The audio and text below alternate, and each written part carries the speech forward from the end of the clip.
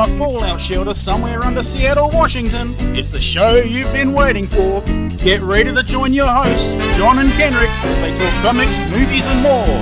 Now here's Spoiler Country! Alright, welcome back to Spoiler Country. I'm Kenric, and that is Mr. Horsley. And today on the show, well, it finally happened. And it's not finally, it finally has come out, and then we finally saw it, but all on opening weekend. So I guess finally is an incorrect word. But we're here to talk about the Joker. Well, it's just called Joker. There's no the. Is it just Joker? Just Joker. Okay, whatever. The Joker, whatevs.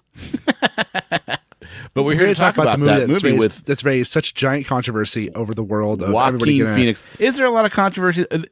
Is the controversy valid, or is people making much ado about nothing? So before we go too far into this, I want to apologize for some shit that I said on the last episode, the last Joker episode. You mean the fact that your argument was completely invalid? The fact that entire episode is invalid because what I said was total bullshit. No, because I was right. Apologize. Everything I said was right. Everything you said was right. You make it hard to apologize because now I just want to say no and argue with you over it. Tell us what happened. You said some stuff that was wrong about the shooting in Colorado. Yeah. You said that the guy was quoting Joker and it was all about being Joker and all that stuff, right? Basically. Is that paraphrasing?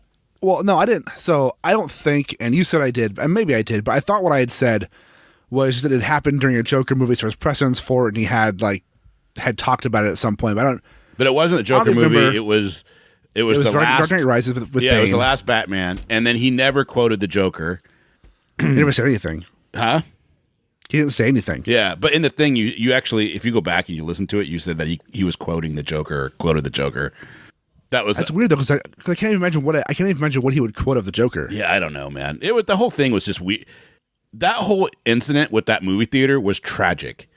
And if you go back and you read the Denver Post recant and everything that they talk about, they talked with the police chief, and really, if the Avengers had opened up that same night and it was a bigger movie, then he would have went to the Avengers. Or if he had gone, he just went to the biggest premiere of that week. That's the only reason that it happened to be that movie. Yeah. And it's just... Which is interesting. Yeah, it's sad, and it's crazy, and, everybody can talk gun control, but that's a conversation for another podcast. Right. So, back to your questions, is the controversy valid? I think the controversy is only as valid as people's concerns of this messed up, outraged world we live in. Right. I don't think there's a risk of somebody becoming a mass murderer based off this movie.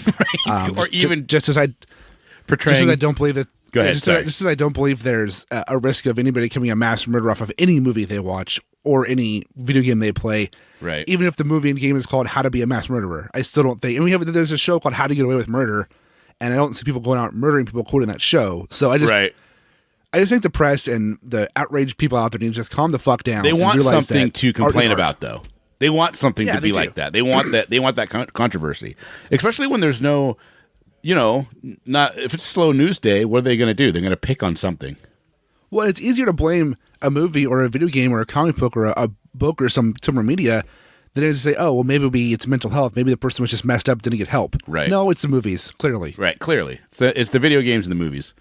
Yeah, totally. Right. Because God forbid they actually admit that the way the United States is handling mental health is not good. It's horrendous. Yeah.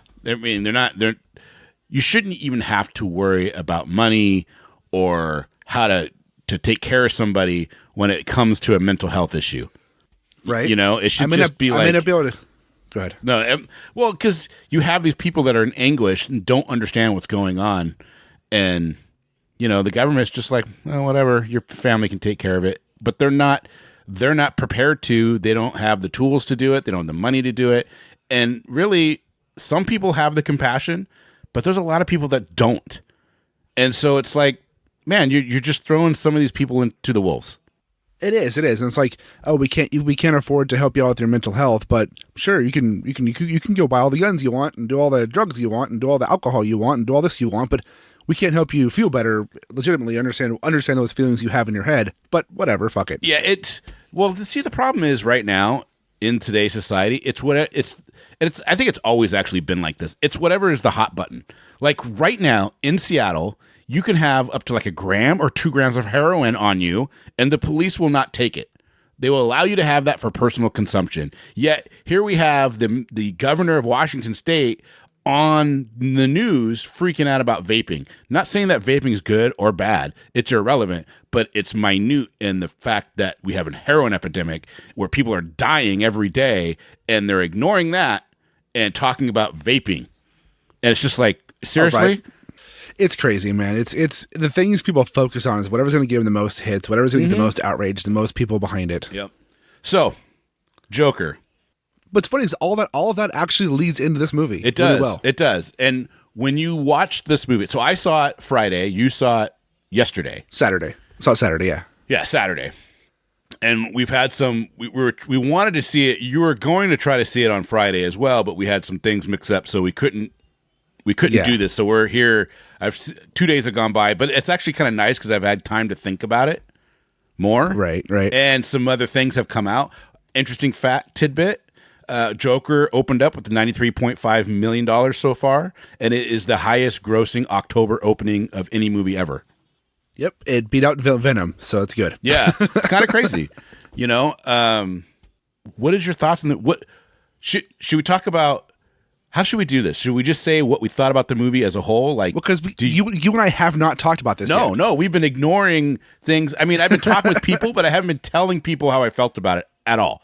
Right. I've just been listening, and we got some messages from our team Spoiler Country. I don't know how else to put it. It's our team of writers and other podcasters. Yeah, our Spoilerverse. And we had a couple people that are going back and forth that saw it that had very strong opinions. And yeah, I was actually surprised by who liked it and who didn't like it. yeah, I was too, which is kind of nice. Let's just get into some of these, and then we can talk about what we thought about it. Does that work? Yeah, let's do that. So, first off, Jay went and saw it, and you asked him, "Did you see Joker?" And the first thing his response was, 2 hours of my life stolen, which I was shocked. I thought Jay of Jay Roach, he writes articles for us. You should go out there on our website, scpod.net, and check it out. But he's got a lot of stuff. And if you read his articles, you'd almost think that this would be a movie that was up his alley. I thought he was going to love this, honestly. I thought he was going to think it was great. Yeah. I mean, he said he went in with the Met attitude, though I only read one review that disliked it. So he thought he had to see it. And boy, was he wrong. That's really how he thought it was. Jay's also a very much a traditionalist when it comes to comic book stuff. So I get why he didn't like it as a Joker film, because he very much wants everything to be, status quo. Yeah, not that Jay is Comicsgate or whatever. It's no, nothing that at all. But I'm saying the line of thinking of when you love something and you're into something like, I don't know, punk rock or heavy metal or speed metal or pop or whatever it is, or comic books, especially when you grow up with it and you have a certain affinity to it, you don't like it when things change to what you perceive is a bad thing. You know what I mean? You want it to be, you want the changes in the villains, you want the storylines to change, you want that dramatic effect, but you don't want things to change the character themselves. And it's hard for people. And I think that's where a lot of this Comicsgate starts to blur that line, that they don't get that change is good and it's all circular. Things will come back around to the way it was from the 70s to the 60s. I mean, Jesus Christ, we've had, 8 Spider-Man movies, and they're all of him as a teenager. Right. You know what I mean? Things do stay the same in a lot of ways, but it's interesting because I think you're right. He wants the Joker to be the joke. He wants it to be what he's used to seeing. You know what I mean? And really, he grew up watching Cesar Romero, so that's where he wants. Yeah, which we're never going to get Cesar Romero again, ever. Yeah, and then Robert Solinsky. Solinsky. Huh? You said it right. Okay, yeah. So he's interesting. He has you can go to scpod.net and check out the podcast, and he has talking Star Wars talk, Shooting the Sith. It's actually a really excellent podcast. You guys should check it out. And all of our Star Wars articles are almost always him. Yeah, he's very prolific on the articles right now, which is pretty awesome. Yeah. It's interesting because he liked it, But he do have negative feelings towards it. And we have this whole diatribe of them going back and forth. And by the time we get to the end, him and Jay are almost in the same spot. Did you notice? They're both like, yeah, I did. Because, well, no, actually, no, I didn't. I stopped reading that chat. Yeah, so Jay thought it was depressing and slow, which I could get that. I didn't think it was slow though. I thought it was. I thought the beats were pretty good. You know. Yeah. I think I don't know how you would do a Joker movie that's like, for lack of a better term, an origin story. That wouldn't be that type of Joker movie. Well, yeah. I mean, it's kind of funny because he's like 15 minutes in, he was regretting his decision to go. And then, Robert was like, well, maybe he read too many spoilers beforehand because he said he actually dozed off a couple times. This is cracking me up because I'm reading this going, I can't believe you guys are saying this stuff. He goes, Jay was like, I wasn't impressed with the trailers. I've had so many friend reviews putting it over. So he's had a lot of friends tell him that they loved it. So he would have waited for video, but because so many people told him they loved it, he went and saw it. And then he, hated it. And it was just funny. Robert says some good stuff there. He's like, I get why people want to make it bigger than it is. This idea that it just dissects and puts our current society on display just isn't there. And a movie about a mentally ill person can become a bad guy. Well, that's nothing new. Todd Phillips was trying to do his best Nolan impression at the end of the movie, and it fell flat. I love Robert's stuff, but I couldn't disagree more with that. I thought that the whole premise, when you watch that movie, you have to go in realizing that he's already broken. You're not watching. He's already busted. Yeah, you're not watching him be getting beat up a couple times, and then that's what flips the switch. He's already busted, and the whole. So just keep everybody aware. If you haven't watched this movie, if you want a spoiler-free talk, don't listen to this podcast. Right. We're going to spoil it. It's in our fucking name. Yeah, we're going to spoil it right off the bat. So, I talked to Robert too about this a little bit, right? And like what he told me, he liked it, whatever. But then we started talking about it, and he goes, it felt like you could just take all the Joker, the Batman stuff out of the film, and it would just be another film. And he says, I feel like that they slap Joker on to get butts in seats and to make it to sell more tickets. And I was like, well, I can see that. However, with this movie, you could take off the name Joker, you could take off Gotham, you could take off the Wayne name, and those are really the only three ties to DC lore that most people would catch on to. Right. And Arkham too, right? But however, if you did that, what you would get is people watch the movie go and say, hey, if they wanted to make a Joker movie, why didn't they just call him the Joker? Right. Because nobody would watch that movie and not say, hey, this is the Joker movie, Yeah. Yeah. So while I told him, while they didn't have to make this a Joker movie, they had to make it a Joker movie. Right. Well, and Todd Phillips, he loved this project. He called Joaquin and begged him to do this thing. And you could tell there was a lot of love put into this project, I thought. And I don't think I disagree with it feeling like a Nolan ripoff or trying to channel his inner Nolan. I really think, if anything, this feels more. I mean, as anyone will tell you, it feels more like a Scorsese film, right? It feels more like Martin Scorsese all the way through. Interesting that you say Scorsese, because did you see his comments about Marvel films? I did, yeah, and then he also recanted it too. Yeah, it's just like, okay, first of all, you're fucking old as fuck. And you can't sit there and tell me that you're on the pulse of what everybody feels is film. I get that it's the same kind of thing. He wants film to be a certain thing, but that's only talking to himself. Right. You know what I mean? And it's just like, how can you make a generalized comment that a Marvel film is not film? It's basically a carnival ride because it doesn't talk to you. Well, who cares, dude? It's not meant for you. Exactly. And I'm so sick of all these people come like James Cameron and talking about comic book films aren't real movies, whatever. It's like, whatever, fuck you. They're not for you then. Yeah. I mean, but in the meantime, isn't he executive producer on this? I thought that. I think I had said that in the last one, but I looked it up and his name's not on it anywhere. Oh, well, maybe he's not. Maybe he was going to be, that I could find. Pulled out. Yeah, maybe. Like I don't know. me on prom night. But, hey-o. Oh, God. I'm kidding. But yeah, I mean, I don't know. It's. And Samuel Jackson had a good retort to that. He basically was like, "That's like saying Bugs Bunny's not funny. They're just not for you, man. Yeah. Don't watch them." Yeah, exactly. He even said, "Well, not everybody likes your films." Exactly. That's what I said. Yeah. I mean, and it's true. And I don't like every criticism of the film, and that's okay. Yeah. I don't like every Jim Carrey movie. I'm a huge Jim Carrey fan, but it's not everything's made for me. And the things that are made for me, I love. That's right. If it's not made for me, then fine. It's made for somebody else. Yep. 100%. So it's interesting though that because you have this thing with with Joker, I think it's riling up feelings like this. It is. And what's funny too, before we move on to our thoughts and stuff like that, Sarah Kay, who writes horror reviews for us, who's a really good friend of Jay's, messaged me today and was like, "Hey, I saw Joker. I'm going to break my mold today. I'm going to write a review for Joker too." And I was like, "Go for it." She loved it.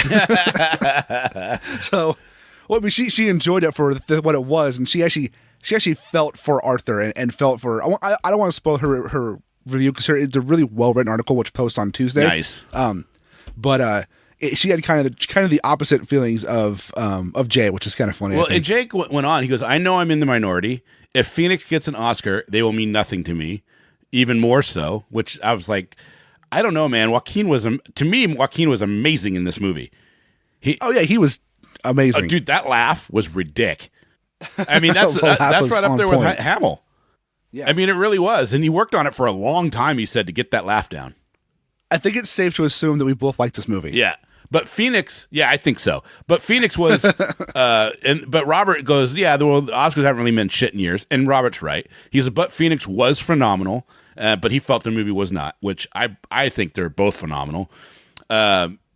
Jay goes on to say that Leo is better, which I already talked about. Leo. River. Well, who's he talking about? Leo who? Leo wasn't a Joker. I think he's Did thinking he mean Ledger. Yeah, I think he meant Heath Ledger, in a better movie. And I'm like, I don't know. I mean, it's hard because it's two separate things completely. I don't know that you can really. I mean, what do you think, Heath Ledger? Okay, actually, let's just take it there. You have Cesar Romero, you have Jack Nicholson, you have Heath Ledger, and now you have Joaquin Phoenix, and you can add Mark Hamill in there if you want. And you have Jared Leto. Yeah. And Jared Leto. And you can add Mark Hamill in there if you want, even though because I think if you put Mark Hamill in makeup and put him in a movie, he'd probably be just as good as when he's doing on the animation. Fantastic. Yeah. So you could put Mark Hamill in there again. Who is, in your mind, your favorite version of the Joker? Or maybe portraying the Joker the way you like it to see it? That's such a hard question to answer because each portrayal is a very different kind of Joker. Okay. I can tell you mine. So I wasn't a fan of Batman 66. I somewhat liked it when I was a kid, but I wasn't ever really a fan. Yeah. So I don't really I'm not a fan of Cesar Romero's Joker because I wasn't really a fan of that show, Right. I loved Jack Nicholson because I watched it in the theater and how could you not? Everybody thought that was the epitome at the time, As a matter of fact, when they did Heath Ledger, when they scripted him in, people were like, "What are you doing? There's no way this guy can do what Jack Nicholson did. This is going to be a joke." Yeah. And then Heath Ledger was amazing. And I thought Heath Ledger was scarier and better than Jack Nicholson because it felt more real to me. Yeah. I love that version of Batman. Don't get me wrong. And I still like Jack Nicholson's run as Joker, or his portrayal of Joker. It was good. But I thought Heath Ledger was just fantastic. That much better. And now I give a tie with Heath Ledger and Joaquin Phoenix because I don't think that it's the same movie. You know what I mean? It's not the same dichotomy between Joker and Batman is not happening in this movie. And so you can't, because there is no Batman yet. Yeah, there is no Batman yet. And I just think that you can't you can't say this one's better than that one because the story is so different. Does that make sense? However, I agree. But however, with some well-placed, small, minor changes, Joker could have absolutely been an origin story for Heath Ledger's Joker.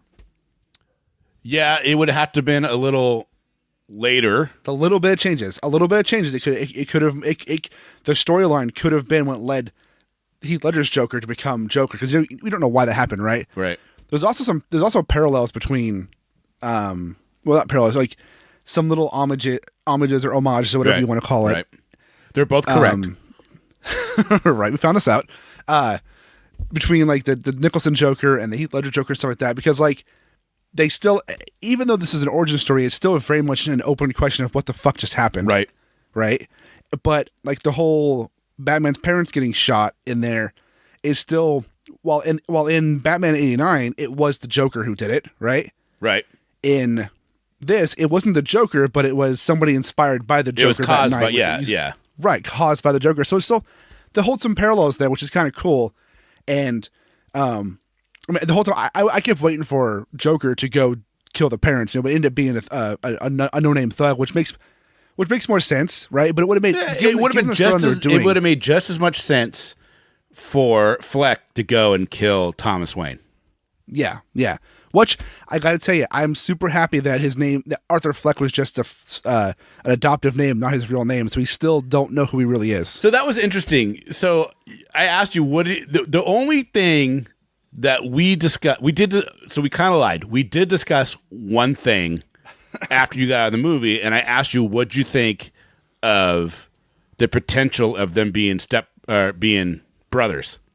And I was like, no, you didn't like. Why didn't you like? Because I actually was like, that's actually fucking cool, because then it makes so much more sense why they're so close and why they're so antithesis and why Batman can't pull that trigger.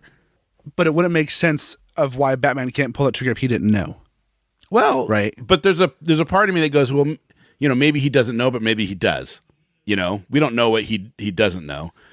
No, I just think I'm okay with changes to origins and changes to stories to find, but I think that's too big of a change, right? Too much for you? Making them brothers, that changes the whole dichotomy of everything else, because then if Batman knows that this is his older half-brother and Joker knows this is his younger half-brother, it changes every single interaction they have from that point forward. Yeah, I like that. I kind of like that. I don't. Yeah, I really like, I was like, oh, that is a cool twist that no one's ever done for Dude, for in them. The theater. Yeah, and I was like, oh. In the theater, I leaned over to Kaylee and she goes, they better fucking not make them brothers. Oh my God, they better recant this shit fast. Fuck this move, they make them brothers. Okay, good, we're good. Oh, see, no, that was our conversation. I had the exact opposite. I was like, oh, that's cool. I kind of want them to keep that. Because it's something different for the DC, especially if they expand on this universe and this becomes a launching pad for the new DECU. Which it could. But how? We don't know. How? It's so dark. But that's sometimes, man, that's when DC can be at its best, because then you do a Superman that's full of hope going into this very dark universe, and people need that hope to believe in something more than themselves. That kind of like puts that balance out there that you're not getting all the time. And I think DC is at its best when it's dark. For me, hence I love the Dark Avengers, Justice League Dark. That's like one of my favorite books right now. Yeah, that's a solid book. Yeah, and the new series. Have you been reading the new ones? Oh no, I've read the new ones. Yeah, the new ones from this whole last year run. It's really good. So I like that. I want it to be dark. I want it to be macabre in a way. I would have been on board with the brother thing if it was Joker's convinced Thomas Wayne's his dad, but the truth is it's not real. That would have been just as good to me. With that. That would have been just as good to me. I think I like how much that will fuck with somebody, and how that could be a twist in the Joker's mind for him. Right, and that would explain why Joker can't kill Batman. Right, but it would. I think if you made them actually brothers, it would change too much of Batman. Yeah. For me. Yeah. But I think if Joker believes that could be that I could work with that. Yeah. It's all right there. But they did show that his mother was insane. But they also never said that Joker didn't believe it either. Yeah, he even though he saw the records, that's something that's hard to your mother tells you this. Right. Even if it's a lie, it's still hard not to believe it. Exactly. So it's hard to say. What did you think of De Niro? I thought De Niro was only in the movie because of the ties to King of Comedy. I thought he was good, but I thought he was ultimately, the casting of De Niro for that role was only because of the parallels between this movie and Scorsese's King of Comedy. So the only lines I really didn't care for in the movie, even though they were delivered great, was Joker saying, you ignore the mentally ill in your city or something like that. You get what you pay for, or something, something along those lines. You get what you fucking deserve. Yeah, and then he shoots De Niro. I like Murray. That. I actually like that line a lot. Yeah, see, to me, I felt that was. I think the Joker knows that he's fucked in the head, and I don't know that he ever thinks that he's mentally ill. Well, there's the whole thing about the Joker being hyper sane too. It's a whole different thing as well. Whereas he's not insane, but he's so hyper sane that he appears insane to everybody else, but he actually has, because he can read between the lines on everything. Essentially, so everything's a fucking joke with him. But this Joker was mentally ill. He had tics. He had problems. Yep. But like the one thing I liked about the movie too is like all the uprising. I love that you love this movie. I love that you like this movie because when we talked about it before, you were going into it. You were already. I could hear it. I could sense it in your mind that you were already decided that you weren't going to like this movie. Because you were... No, I had not decided that. But that's what okay, dude, your language, which is good, dude. This is not bad. You know what I mean? I'm not making fun of you. I'm not anything like that. But your language, it felt like you were more leaning to the fact that you weren't going to like this movie based on, well, all the stuff that we've talked about with, Well, no, I just didn't want this movie. Yeah. I didn't want a Joker movie. I don't want more Joker stuff, but I end up liking it, and that's fine. I want more movies about characters I haven't seen 4 times before, Yeah, but when you see that script and you got those people involved, it's hard. How do you not do it? I know. I mean, dude, that scene of him dancing down the staircase, the concrete staircase, when he finally just does all the makeup and he's, and he just got done dyeing the hair, and then he gets down to near the bottom and the cops are on the top and he starts running. I mean, that was an amazing scene. That whole scene was amazing. Yeah. And then the whole subway scene where he's going through and he grabs the mask off that guy and he puts it on, and then the cops can't find him, but then they shoot that guy on accident, and then that was like the catalyst to really start these riots to get going. Right. What I was saying earlier is like, everything in this movie, he's not trying to start a revolution. He's just being himself, doing his thing, and his actions around him cause other people to rise up against the rich, against the establishment. It's not like he's actually trying to go out and say, fucking kill the rich. He just did some things and people are like, oh yeah, I'll do that too. Yeah. It's kind of funny. I don't know that Jay knows, or Robert. I don't know that Robert knows the movie King of Comedy, because I think him and I have talked about it, but I don't know. Well, because in the chat, he said De Niro seems so out of place in that role. He hasn't been playing anything than a grumpy old man in 20 years, which is true. It's kind of funny. And he said they try to make a comedian, get the fuck out of here. Totally unbelievable. His scenes pulled me out of the movie, which to me was like, okay, well, I think if you saw King of Comedy, you'll have a better understanding of what that role was about and how that was going on. And I thought De Niro played a great talk show host. I thought he was fine. Yeah, I mean, he did fine. But I think anybody could have played that role.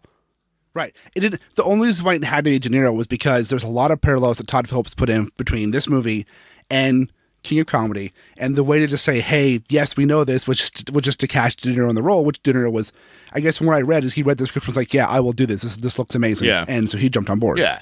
I mean, and that makes sense, but at the same time, you could have put anybody in there. You could have put Conan O'Brien in there. Oh my God, that would be funny. That would have been awesome. You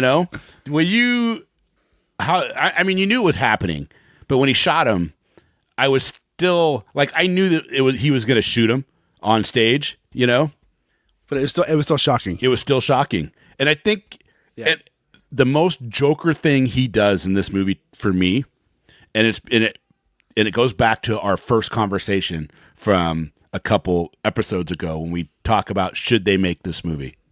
And you guys should go back and actually listen to it because it's actually pretty interesting with what our conversation is and how we're talking about it. Minus all my bullshit. Well, even that though, dude, your bullshit was not bred of you trying to give misinformation. Your bullshit was literally bred coming out of what the media fed you, and you know, and when the big machine starts ramping up and get going, even if they recant 2 months later, it's already out there. So I don't think that you were saying anything that wasn't something that somebody else has already repeated. and I don't think you said anything that was out of line. You know what I mean? I don't think you were giving misinformation to give misinformation. Is my point. And so it's valid. No, so it is valid because it made you have those feelings.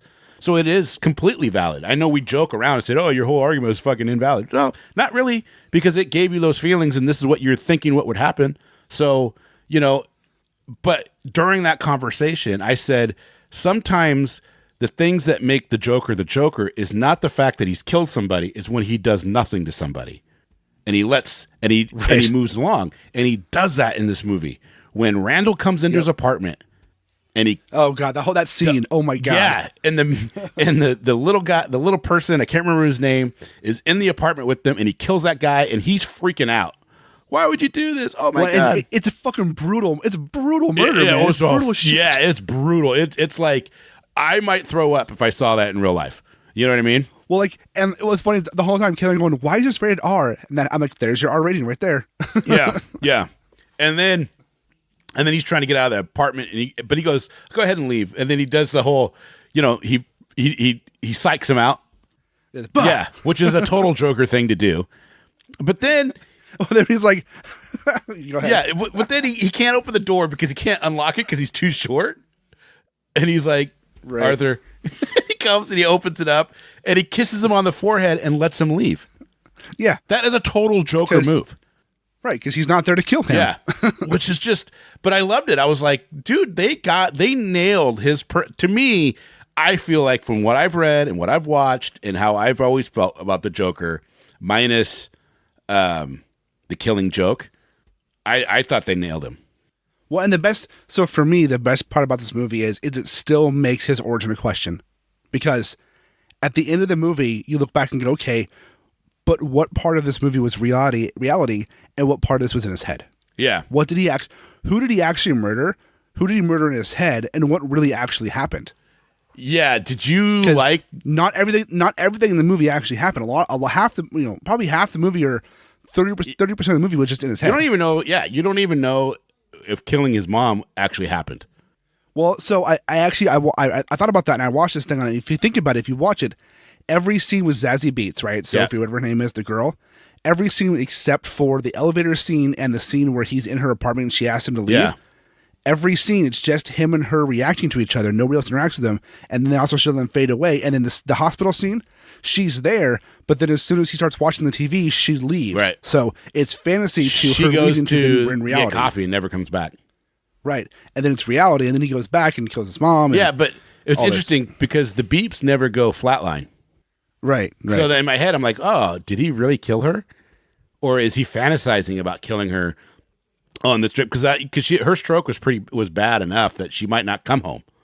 Exactly. So you don't know. And I kind of like that. I mean, reality is he probably did.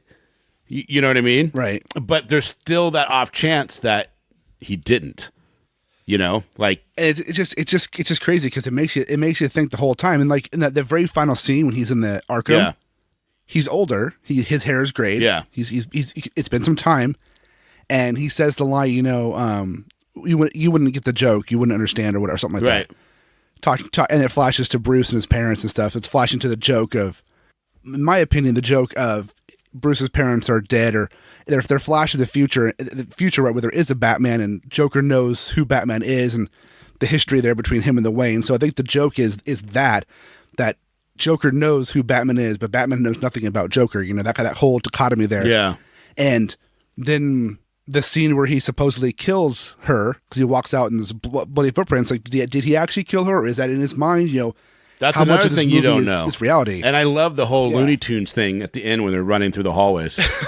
Right. It just made so much. It's like, that's total Joker. I love that. I loved it. That's the thing. Did he do that? Right. Did he kill her? I don't know. You don't know. Did they actually? Because they don't pan in. Did they actually pull him out? Did the goons, the Joker goons, actually pull him out of the car and crash the car and he danced on top of the car? Was that real, or was that in his head? Right.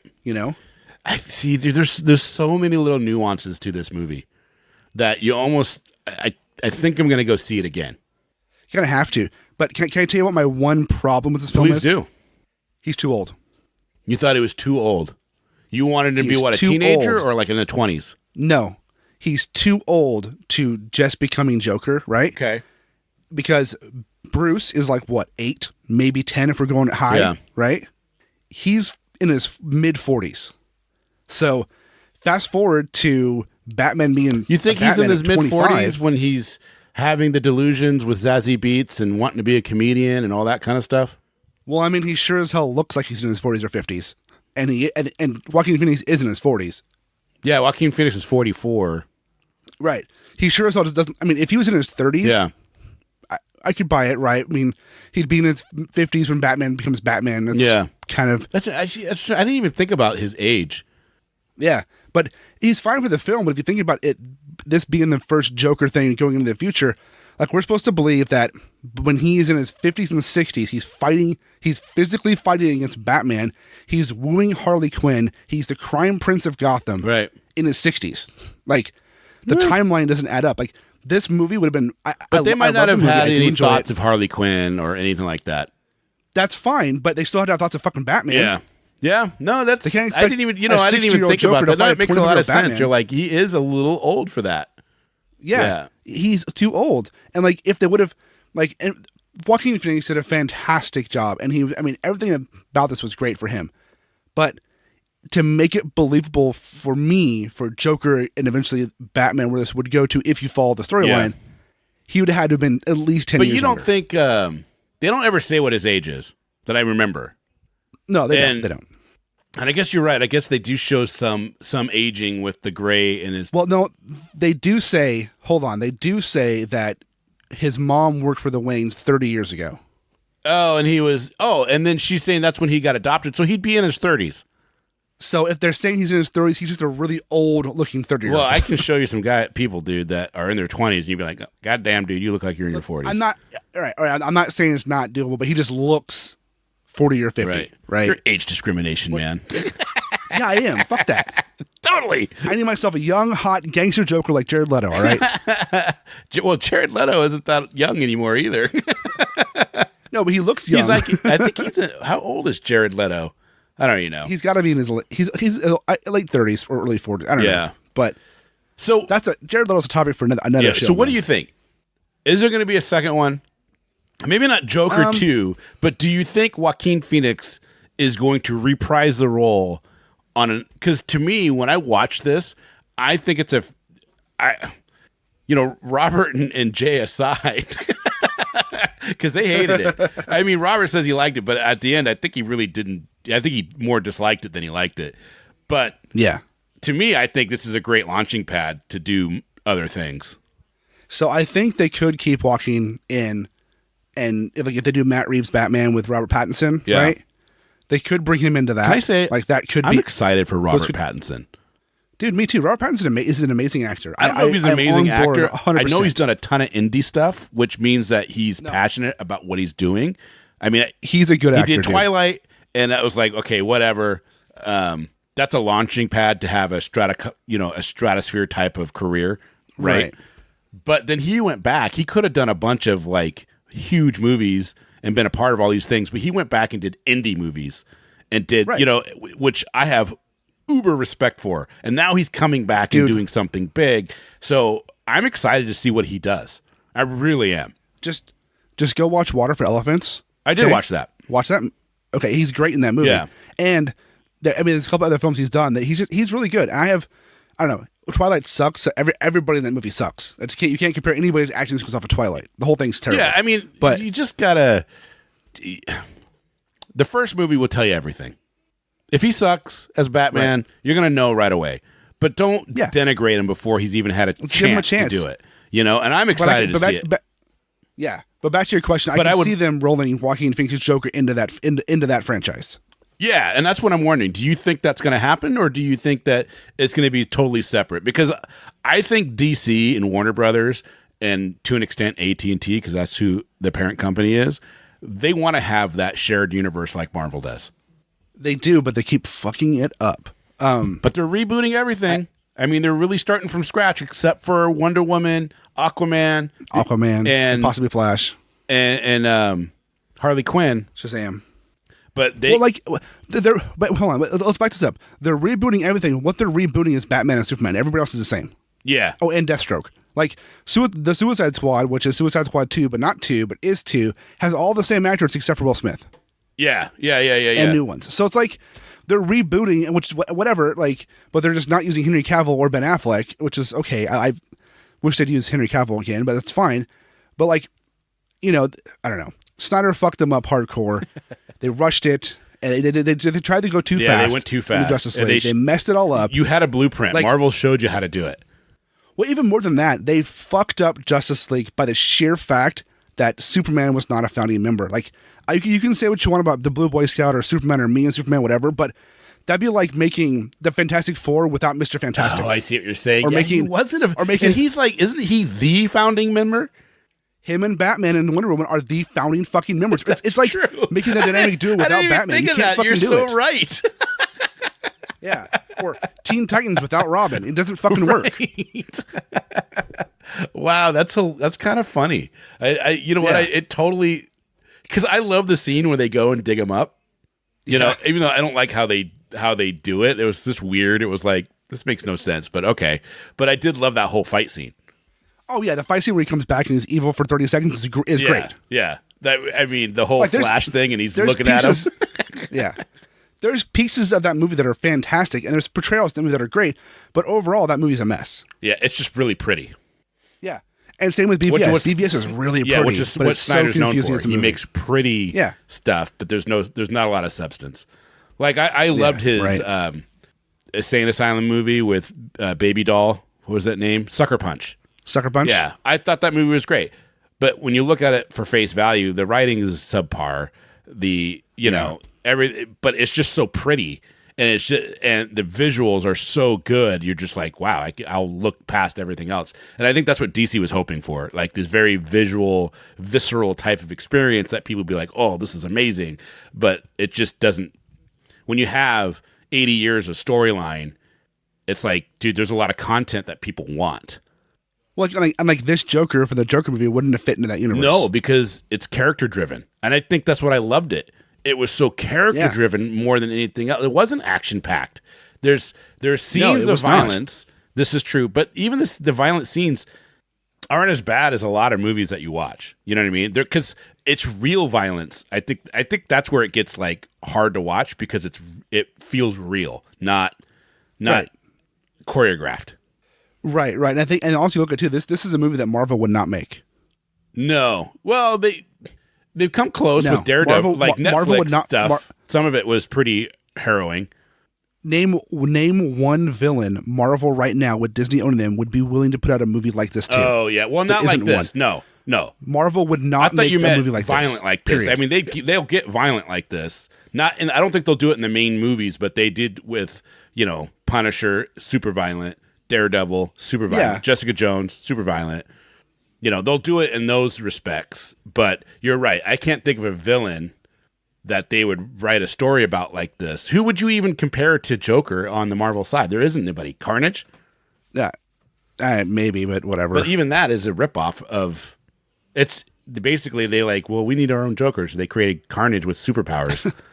Which is Red Venom. Which is Red Venom. But seriously, who would you have? Dr. Doom? He's not insane like that. No, he's not. Which is what's funny too. But people Marvel announced they're making a Doctor Doom solo film or solo TV show. That might be kind of cool. Recently, after Joker came out and was a success. I think they announced it on Friday. Oh, was what I heard. Makes sense. Could have been a rumor, but I saw it on Twitter, so it has to be true, right? Right. It's on the internet. But it's true. I don't know. I don't know what they do. I just can't see Marvel doing a film like this because Marvel and Disney are so in their. I love the MCU, but they're so in their zone of their formula. This is how we make movies. Has to fit into this genre. This what? And they're fun, but there's like, I know exactly what I'm going to see when I go see a Marvel film. There's not any surprises. Right. What do you think of the Oscar buzz with Avengers Endgame and Joker? We could potentially have 2 comic book films up for Best Actors and Best Directors and Best Movies. So that is exciting. Best Picture, it's exciting, but Best Picture should 100% go to Joker over Endgame because for the sheer fact that if you just watch Endgame, you can't follow it. If you don't know the history of the movies, Endgame makes no sense. Endgame is not a movie by itself. Endgame is a series finale. It's a culmination. A season finale of a TV show. Yeah. Right? Now, if they wanted to give it to Endgame like they did for Lord of the Rings for the entire, we're giving the Oscar to Endgame in representation of the entire MCU for this whole story arc. I can't even be on board with that because they did the same thing with Lord of the Rings, right? Pretty much, right? They Return of the King for all three of them, which is fine and it's warranted. But if they want to say Endgame is an Oscar-worthy film by itself, Endgame does not hold up by itself, right? It's fun, but the story makes no sense. I would be okay with either one of these two winning Best Picture. I would be excited. I mean, this actually makes me want to watch the Oscars this year, and I never watch the Oscars, only because, I love this shit, so I want to see it. But right. I want to see, I'd be happy if either one of them won anyways, but I think if you're comparing the two films as a film against a film, one movie versus one movie, not everything before, but just movie to movie, Joker is the better film. As a film, like a standalone. Yeah. As a standalone movie, it's character driven, which I think character driven things like this are always going to be something you can more relate to. Yeah, for sure. But for just having fun, it's hard to beat Endgame. And there's a lot of emotion in Endgame. They wrapped up a lot of stuff. But does any of that emotion, would you have any of that emotion had you never seen any of the films? Right. If you didn't have 10 years of Tony Stark, would you give it a shit when he died? No, you probably wouldn't not. Have. Probably not. No, it's a good way. It's a good way to think about it. But you wouldn't. But you'd be okay if they won, because then you could say, okay, I get why they won because it's a culmination of all these movies coming together. It is. If they won, it would have to be because of all the films, not because of that one film. But that's kind of interesting to think is how. And I'd be okay with it. Yeah. What about Joaquin as Best Actor? Do you think he deserves it? Oh, I think he deserves at least a nomination for it. What do you think? So I will be shocked if he's not nominated. Me too. If he's not nominated, it's going to be fucked up. And I don't know who else will be nominated this year. So again, I've only seen like 3 movies in theaters this year. But I mean, I think he had the best portrayal that I've seen this year of new movies. Was Jack Nicholson nominated? No, I don't think so. Nothing comic book was nominated for a long time. I'll have to look it up. I might be wrong. Because I know Heath Ledger was the first actor to win an Oscar for a comic book movie, and he won his posthumous. So, yeah, sometimes I wonder if he would have won that if he hadn't passed away. I don't think he would have, even though he deserved it. I don't think he would have. Why did he deserve it in that movie? Because he's fantastic in that movie. He owns that role. It's like you watch that movie, and you're not watching it for Batman. You're watching it for Heath Ledger's Joker.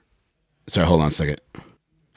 In 1989 Batman movie, Nicholson played the psychotic murderer and villain, the Joker. The film was an international smash hit. A lucrative percentage deal earned him a percentage of the box office gross, estimated at $60 million to $90 million for Nicholson.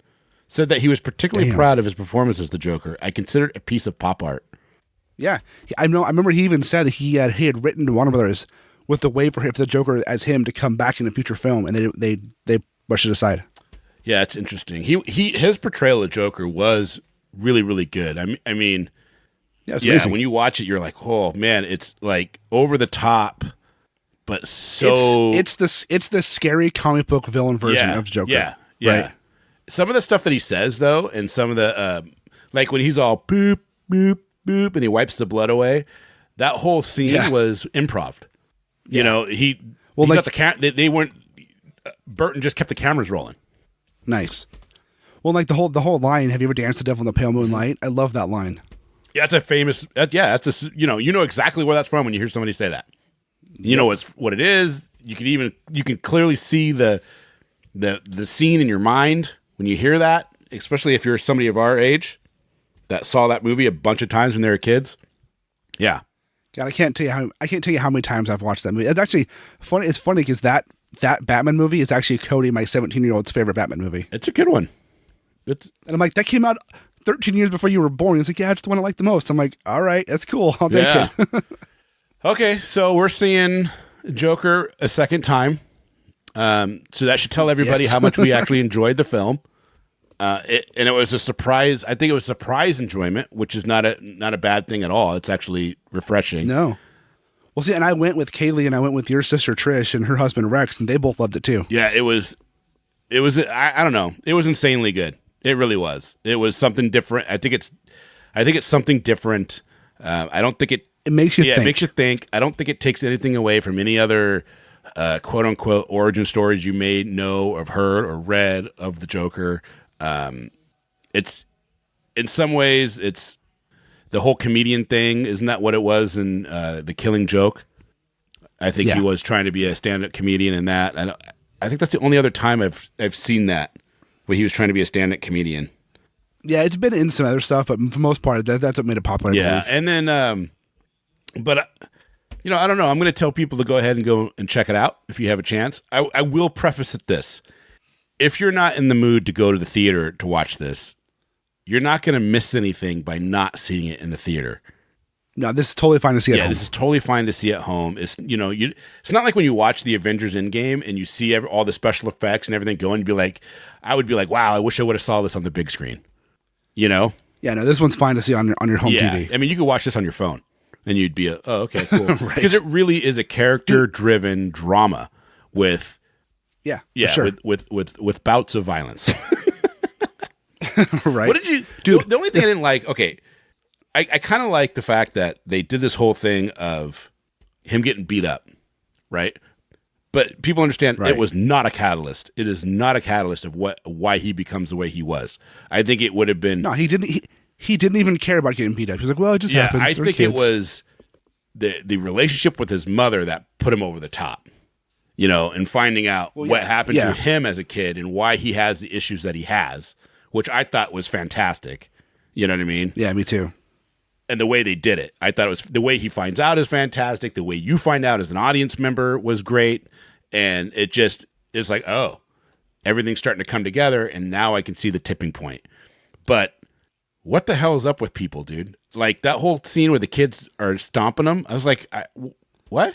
Why would anybody even begin to do that? But then I remembered the Tuba Man. Do you remember the Tuba Man? Yeah.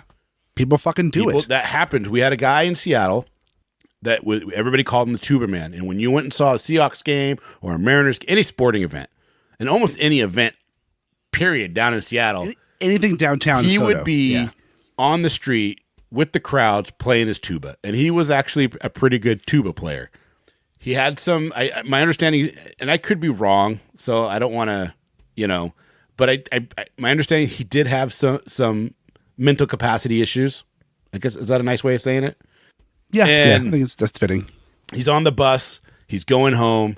There was like 3 kids on the bus. They start teasing him. They fall him off the bus, and they beat him to death.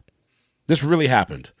And it was for nothing more than him just being somewhat of an oddity. And that's exactly what happened to Arthur Fleck. And I remember watching the movie, and I'm thinking to myself, what the hell? What is going on? And in fact, no one said, you know, why he did nothing. Why are these people even picking on him? And then that whole thing of the Tuber Man flashed in my mind. And I was like, God damn it. Fucking people suck. Yeah, it's reality.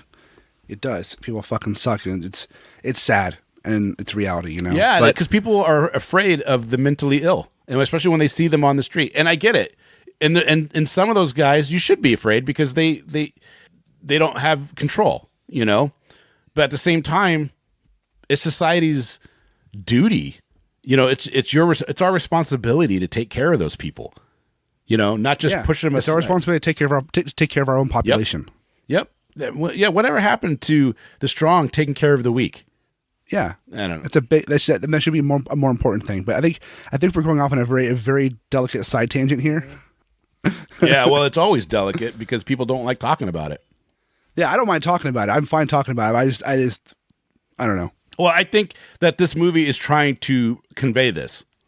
Well, yeah, because they touch heavy on mental health and they touch heavy on, you know, funding being cut and he basically being shit out of luck, which I can tell you from experience of people that I know that happens where funding gets cut or something changes, and all of a sudden they have no way of getting their medication for whatever issues that they have. There's no, it's like, oh, well, or their therapist will move. It's like, well, we're moving, so you got to go on the waiting list for 6 months to find somebody else, or you have a drug problem. Well, I need to get in the treatment. Well, can you wait 3 weeks before we can get you in? Well, what if I die between now and then? Yep. You know, it's like the system fucks people over, and then people expect these people who have these problems, oh, we'll just deal with it. That's why they're having the problem, because they don't know how to deal with it. This is a real issue. It's a real issue, and that's the one thing. I mean, I left that movie, and I was you know, I was kind of angry with you. Not literally angry with you, but I was disappointed that you hadn't watched it yet. Because I didn't have anybody to talk about it. I tried. I know tried. you did, but I didn't have anybody to talk to about it. You know what I mean? And then you start thinking about what they're talking about and what people go through, and it's just like, wow, this should be talked about more and open. It should be. The government, I think, should be doing something more with the people that need that help.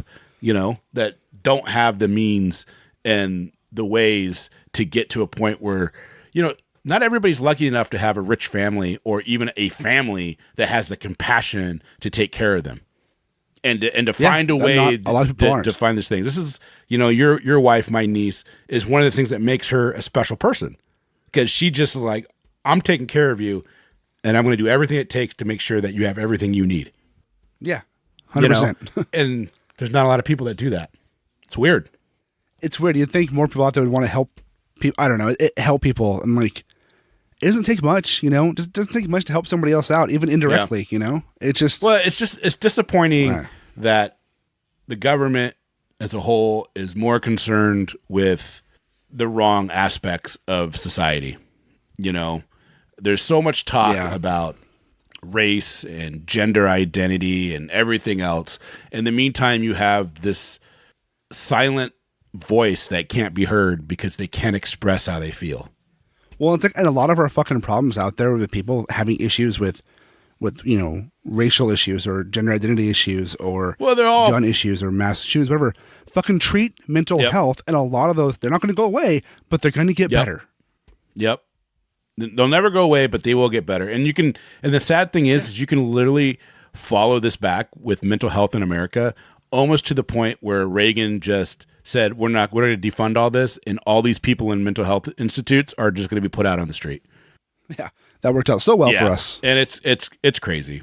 I think we've come near the end of this discussion. I think the Joker movie is a powerful movie.